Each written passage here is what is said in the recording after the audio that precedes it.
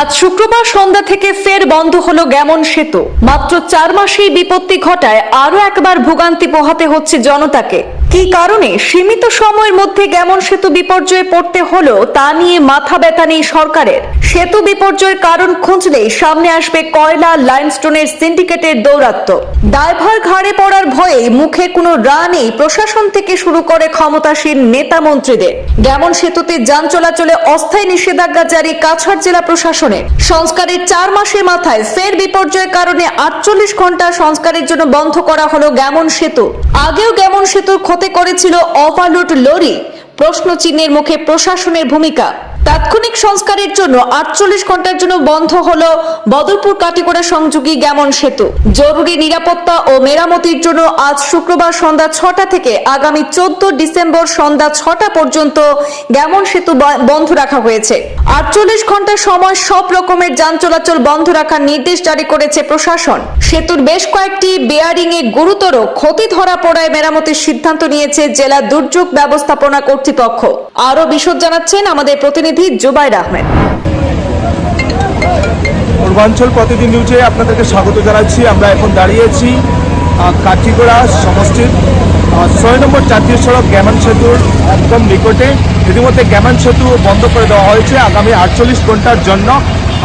এই যে 48 ঘন্টা বন্ধ করে দেওয়া হয়েছে, এখানে মেরামতের কাজ চালানো হবে, এখানে মেরামত করা হবে। ইতিমধ্যে সন্ধ্যা 6টা বেজে গিয়েছে এবং এখানে উপস্থিত হয়েছেন কাঠিগড়া সার্কেল অফিসার এবং সার্কেল অফিসারের নেতৃত্বে এখানে বন্ধ করে দেওয়া হয়েছে। পুরোপুরি যাতায়াত বন্ধ রয়েছে। কোনো ধরনের বাহন এখানে আসা যাওয়া করতে পারছেন না। পুরো সিল করে দেওয়া হয়েছে রাস্তার উভয় পাশ। এবং এখানে আমরা দেখতে পাচ্ছি যে যারা বদরপুর গিয়েছিল তারা কিন্তু পায়ে হেঁটে এবার কাঠিগড়ায় ফিরতে হচ্ছে।